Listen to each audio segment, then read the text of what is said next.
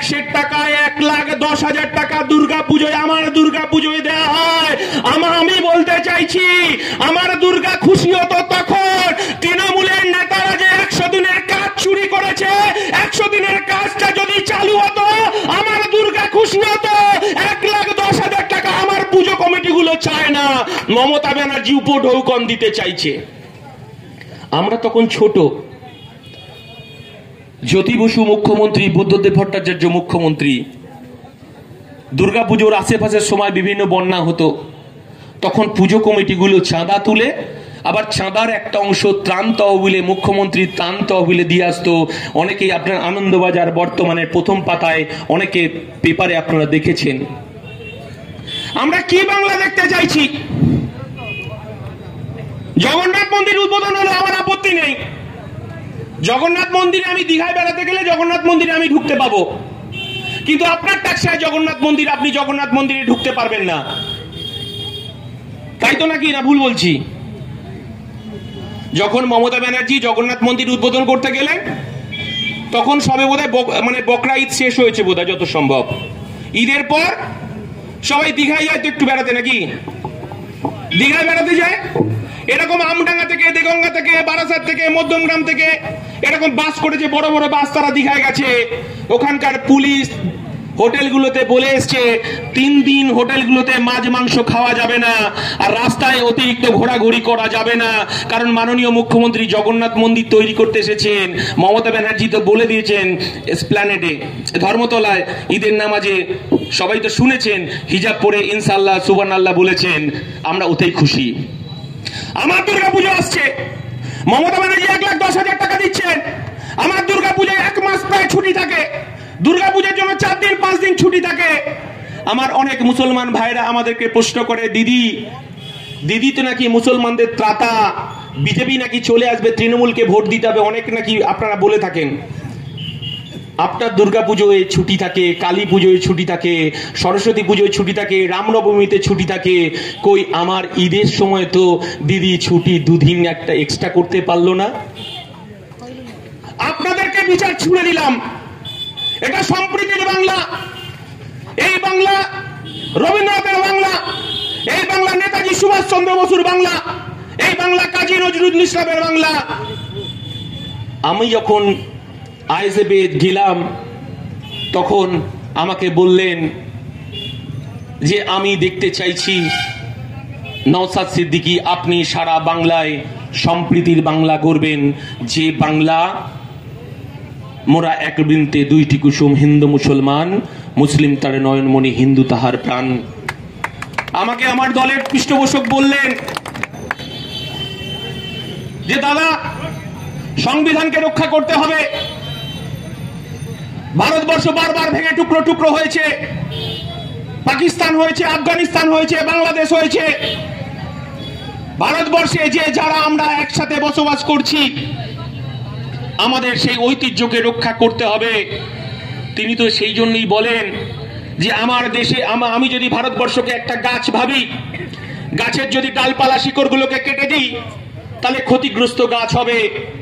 আর BJP আর তৃণমূল যেটা করতে চাইছে, এই ভারতবর্ষকে ধ্বংস করতে চাইছে এবং এই ভারতবর্ষের সার্বভৌমত্ব, জাতীয় পতাকা বিক্রি করতে চাইছে এই মমতা বন্দ্যোপাধ্যায় এবং বিজেপির দল। আমরা বলতে চাইছি 2021 এনআরসির ভয় দেখিয়েছিল, কি বলেছিলেন? ক্যাকা ছিছি, মুসলমানদের তাড়িয়ে দেওয়া হবে, মুসলমানদের জমি নিয়ে নেওয়া হবে। আর আমার দলের চেয়ারম্যান, আমার দলের বিধায়ক, ভাঙড়ের বিধায়ক আপনাদের মিটিং করে করে বলেছিল কেউ ভয় পাবেন না, আপনার বাড়ির পাশে যে কবরস্থানটা আছে সেই কবরস্থানে আপনার বাপ জ্যাঠা কাকা 300-400 বছরের আমার পুরনো যারা আত্মীয় আছে তারা শুয়ে আছে, এই ইতিহাস কারণ নেই। অতএব এনআরসি যে ভয় দেখাচ্ছে মুসলমানদের, এটা মিথ্যে কথা বলে ভোট ভাগ করে মমতা ব্যানার্জি তার পকেটে বিজেপিকে ভয় দেখে হিন্দু মুসলমান ভোট ভাগ করতে চাইছে। 2026 আবার ইলেকশন, এসআইআর, আবার ভয় দেখানোর চেষ্টা করছেন। কেউ ভয় পাবেন না। এই বাংলার মুসলমান, এই ভারতবর্ষের মুসলমান কেউ আফগানিস্তান থেকে আসেনি, কেউ পাকিস্তান থেকে আসেনি, কেউ বাংলাদেশ থেকে আসেনি। এখানে আমার বাপ জেঠা কাকা চাচা ফুপু তারা সবার সমাধি এখানে আছে, কবরস্থানে কবর দেওয়া আছে, আমাদের জমির দলিল আছে। আমাদের কোন রকম ভয় দেখানো আর যাবে না, আপনারা কেউ ভয় পাবেন না। আপনাদের কাছে রিকোয়েস্ট করছি, আপনাদের যে এসআইআর করতে চাইছে এটা নাগপুরের চক্রান্ত, আবার ভোট ভাগ করে আবার বিজেপি এবং তৃণমূল তাদের আসন ভাগাভাগি করতে চায় এই বাংলায়। আপনাদের কাছে অনুরোধ করব,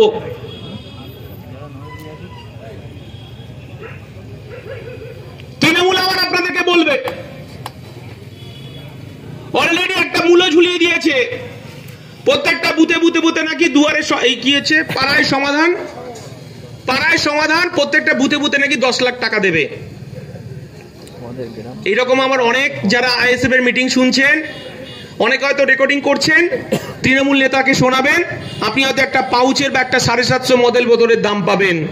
কিন্তু আপনাকে বলে রাখি, নওশাদ সিদ্দিকী সুপ্রিম কোর্টে যে মামলাটা করেছে, এটা আমার শুধু ভারতবর্ষের ঐতিহ্য রক্ষার লড়াই, এটা এই কথাটা বলতে চাইছি। কারণ বিজেপি তৃণমূলের ষড়যন্ত্র আমার বাড়ির উঠোনে চলে এসেছে। আমার বাপ জেঠা কাকাদের যে কবরস্থানটাকে রক্ষা করতে হবে, কারণ বিজেপি তৃণমূল তারা গোপন ষড়যন্ত্র করে এই ভারতবর্ষের 4 লক্ষ একর ওয়াকফ সম্পত্তি তারা ভেস্টেড করে দিচ্ছে।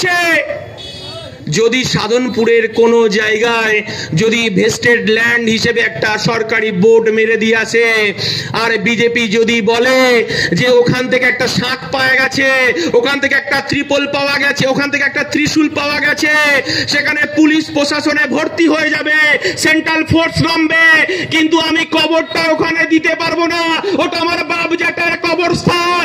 এই জায়গায় বিজেপি তৃণমূল নিয়ে যেতে চাইছে। আমরা বলতে চাইছি, সাম্প্রদায়িক রক্ষা করব আমরা। একদিকে নওশাদ সিদ্দিকী, একদিকে বিশ্বজিৎ মাইতি, একদিকে আমাদের রাকেশ, একদিকে জুলফিকার, এক বুক রক্ত দেব, তবু আমরা সম্প্রীতি নষ্ট হতে দেব না। এই লড়াই 2026-এ আমাদেরকে দিতে হবে। তৃণমূল যে ষড়যন্ত্রের ফাঁদ পেতেছে, সেই ষড়যন্ত্রের ফাঁদকে আমাদের ভাঙতে হবে। আমাদের যারা আইএসএফ করেছেন, বিরোধী করেছেন, তাদেরকে ঘর দেয়নি তো। প্রধানমন্ত্রী আবাস যোজনা যদি আপনাদেরকে বলা হয়, দিদিমণি ওটা বাংলার আবাস যোজনা করে বলছে তুই আইএসএফ করিস, তোকে দেব না, পরিষ্কার কথা। আমরা বলতে চাইছি, 26,000 শিক্ষক যদি সুপ্রিম কোর্ট বলে তাদের যদি প্যানেল বাতিল করতে পারে সুপ্রিম কোর্ট, যে অযোগ্যদের যখন তুমি প্রাধান্য দিচ্ছ মমতা ব্যানার্জি, তখন পরীক্ষাটা সবাইকেই দিতে হবে। 26,000 পরীক্ষা বাতিল করে দিয়েছে সুপ্রিম কোর্ট। মমতা ব্যানার্জি অযোগ্যদের বাঁচানোর জন্য কি না করেছে আপনি বলুন তো? ওকে আবার পরীক্ষা নিতে হচ্ছে।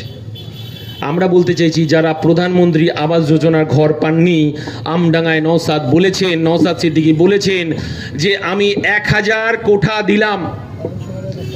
যাদের ঘর নেই, তৃণমূল ঘরটা দেয়নি, সে তৃণমূল হতে পারে, সে বিজেপি হতে পারে। তৃণমূলের আবার 4-5টা গোষ্ঠী, 1-2 গোষ্ঠী নেই, 4-5টা গোষ্ঠী, বুঝেছেন?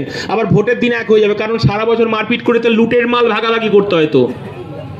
কিন্তু তৃণমূলের প্রকৃত গরিব তো আছে, তাদের বাড়ির ছবিটা নেবেন, আধার কার্ডটা নেবেন, আর আমাদের কাছে একটা ফর্ম আছে, সেই ফর্মটা ভরে বিডিওর একটা সিগনেচার হোক, বা ডিএম এর একটা সিগনেচার হোক, বা পঞ্চায়েত প্রধানের একটা সিগনেচার নিয়ে কপিটা আমাদের যারা আইএসএফ এর নেতা আছেন তার কাছে জমা দেবেন। সুপ্রিম কোর্ট পর্যন্ত গিয়ে আপনার ঘর যাতে আপনি পান, সেই ব্যবস্থা আমরা করে দেব। আমরা বলতে চাইছি যে আপনিও তো পাড়ায় পাড়ায় মিটিং করলেন যে 100 দিনের কাজ কেন বন্ধ হয়ে গেল, বিজেপি সরকার জবাব দাও, বিজেপি সরকার জবাব দেয়। মমতা ব্যানার্জি পাড়ায় পাড়ায় মিটিং মিছিল করলো না? আমরা সেদিন বলেছিলাম যে মমতা ব্যানার্জি চলুন একবার গিয়ে সুপ্রিম কোর্টে মামলা করি, যাতে গরিব মানুষের 100 দিনের কাজটা চালু হয়। পিছনের দরজা দিয়ে মমতা ব্যানার্জি পালিয়েছে। কারণ 100 দিনের কাজের টাকা চুরি করেছে কে? গ্রামের সুপারভাইজার, গ্রামের পঞ্চায়েতের সদস্য, গ্রামের পঞ্চায়েত সমিতির মেম্বার। তারা আমাদের যারা গরিব মায়েরা কাজ করেছে, কোথাও 100টা কাজ করলে সেখানে 300টা মাস্টার রোল তৈরি হয়েছে পার ডে। একটা পুকুর কাটা হলে 2-3বার সেই পুকুর কাটা দেখানো হয়েছে। করোনা পিরিয়ডে প্রতিদিন নাকি 2 কোটি লেবার কাজ করেছে। ভাবতে পারছেন? করোনা চলছে, তা এরা করলো চুরি আর বিজেপি বন্ধ করে দিল টাকাটা। ক্ষতিগ্রস্ত কে হলো? ক্ষতিগ্রস্ত হলো আপনি আমি ক্ষতিগ্রস্ত হলাম। এই কথাটা আপনাদেরকে বলতে চাইছি। আমডাঙ্গায় তারাবেড়িয়া গ্রাম পঞ্চায়েতে সিপিএম মেজরিটি ভোট পেল 18 সালের পঞ্চায়েতে। সেখানে নয় একটা পঞ্চায়েত নয় সিপিএম গঠন করত, কংগ্রেস নয় গঠন করত। অর্জুন সিং কি করলেন? সারা জেলা থেকে সারা রাজ্য থেকে বোমা পিস্তল গুলি ঢোকালেন তারাবেড়িয়ায়। তখন তিনি বড় তৃণমূল, তাই তো নাকি? ওখানে কয়েকজন তৃণমূলের লাশ পড়লো, ওখানে কয়েকজন আমরা যারা বামপন্থী বন্ধু সাধারণ মানুষ তাদের লাশ পড়লো। এখন সেই বাড়িগুলো যান, বাড়িতে বাতি জ্বলে না। সে তৃণমূল মায়ের কান্না আর বামপন্থী মায়ের কান্না। লাভটা কার হলো? অর্জুন সিং তৃণমূল করত, এখন অর্জুন সিং বিজেপি করে। ক্ষতিটা কার হলো? ক্ষতিটা আমার ওখানকার যারা তৃণমূল পার্টিটা করে, যারা সিপিএম করত, তাদের যারা সিপিএম পার্টিটা মন দিয়ে করেন তাদের সন্তানগুলো ক্ষতিগ্রস্ত হলো। আর তৃণমূলের যারা নেতার কথায় ওঠেন বসেন, যা তুই মার্ডার করে, যা তুই ওর ঘরটা ভাঙচুর করে, যা তুই মদের ঠেকটা চালা, তুই জুয়ার ঠেকটা চালা, আমি বুঝে নেব। আমি নাম করছি না, নামটা পরে বলবো। পুলিশ প্রশাসন আশেপাশ থেকে শুনছেন, আমরা জানি কারা এই ঘটনা ঘটিয়েছে, কিন্তু আলটিমেট তিনি প্রজন্মটাকে নষ্ট করে দিচ্ছেন। লাভবান কে হচ্ছে? যে বলছে মদের ভাটা চালা, যে বলছে গাঁজা সাট্টাটা খেল, যে বলছে ঘরটা ভেঙে দিয়ে দোকানটা বন্ধ করে দিয়ে। আমার নেতা মুস্তাফিজুরের দোকানে গিয়েছিল হামলা করতে, মুস্তাফিজুরের অপরাধ সে আইএসএফ করে। আমরা বলতে চাইছি এসব তৃণমূলের নেতারা বন্ধ করুন, বন্ধ আপনাকে করতে হবে। কারণ বাংলার মানুষ আপনার প্রতিটা ইটের গাঁথরির জবাব নেওয়ার জন্য প্রস্তুত হয়ে আছে। শুধুমাত্র পুলিশ যদি 2 ঘন্টা আপনাদের পাশ থেকে সরে যায়, আমডাঙ্গায় তৃণমূল নিশ্চিহ্ন হয়ে যাবে, সাইনবোর্ডে পরিণত হবে।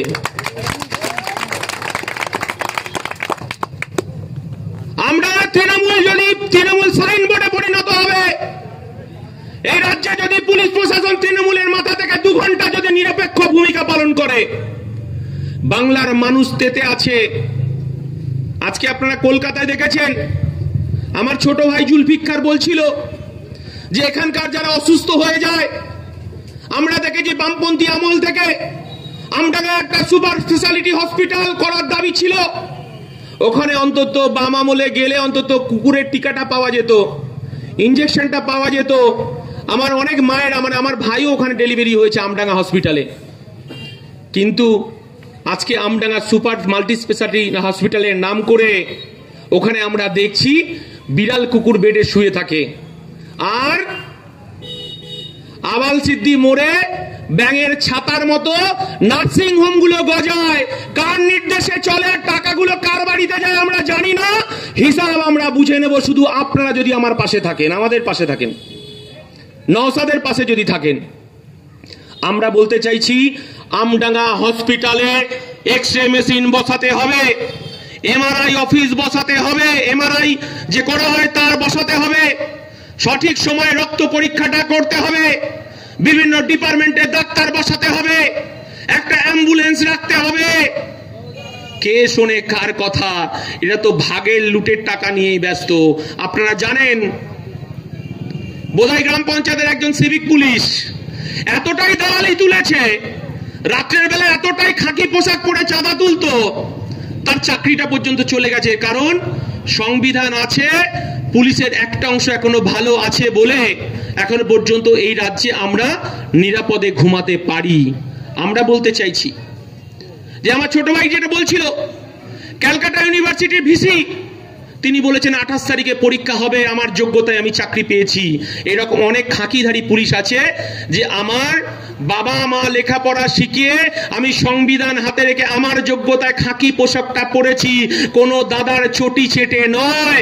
আপনারা দেখেছেন নির্বাচনের সময় পুলিশের খাকি পোশাক পরে ক্যানিং, ভাঙড়, আমডাঙ্গা সারা পশ্চিমবঙ্গে তৃণমূল সন্ত্রাস করেছে। কলকাতায় মমতা ব্যানার্জি বাঁচানোর জন্য একজন এসিপি অর্থাৎ বড় পোস্টে বসিয়েছিল। সংবিধান আছে বলে খাকি পোশাকটা খুলে তৃণমূল নেতাদের সঙ্গে ঘর ভাঙার কাজে লিপ্ত ছিল, সে জেল খাটছে। অতএব সংবিধান, আমাদের চেয়ারম্যান বলেছে, আমরা বলছি সংবিধানের উপর ভরসা রাখুন, 5 টাকার কলমের উপর ভরসা রাখুন। আমরা বোমা মুক্ত আমডাঙ্গা করতে চাই, পিস্তল মুক্ত আমডাঙ্গা করতে চাই। যে কথাটা বলতে বলতে চলে আসলাম যে কার ক্ষতি হলো তারাবেড়িয়ায়। যদি একটা পঞ্চায়েত সিপিএম গঠন করত কি ক্ষতিটা হতো? ওখানে তৃণমূলের মায়ের কোলে সন্তান চলে গেল, সিপিএম এর মায়ের কোলে সন্তান চলে গেল। অর্জুন সিং তৃণমূল ছিল, বিজেপি হলো, লাভটা কার হলো? এ বিচার আপনারা করবেন না? এ বিচারটা তো আপনাদেরকেই করতে হবে। মুকুল রায়, নারদা সারদার টাকা, আমার গরিব ঘরের মায়েদের ডিম বিক্রির টাকা, ঘুঁটে বিক্রির টাকা, এমপিএস, রোজভ্যালি কারা যুক্ত আছে? আমরা কি ভুলে গেছি? না, আমরা ভুলে যাইনি। এই কথাগুলো স্মরণ করে দিতে চাই। টাইম হয়ে গেছে? তো শুধু এই কথাটা বলতে চাই, মানুষ, আমডাঙ্গার মানুষ আবার পরিত্রাণ চাইছে। আমি হিন্দু ভাইরা যদি কেউ মিটিং শুনে থাকেন, আমি আপনাদেরকে বলছি যে হিন্দু ভাইরা আমডাঙ্গায় কখনো বিজেপি জিতবে না। হিন্দু ভোটটাকে ভাগ করে তৃণমূল আবার জিতবে। বিজেপি যদি থাকে কান খুলে শুনে রাখুন, তৃণমূল, আপনি হিন্দু ভোটটাকে ভাগ করবেন, কারণ আপনার দলটা চালায় নাগপুর থেকে আরএসএস। বিজেপি এবং তৃণমূলের গাঁটছড়া আছে। এখান থেকে দত্তপুকুর 1, 2, কাশিমপুর, মরিচা, বেড়াবেড়িয়া যারা হিন্দু আছে জয় শ্রীরাম বলে, তারা বিজেপিতে ভোটটা দেবেন। ভোটটা দেওয়ার পর আবার তৃণমূল জিতবে।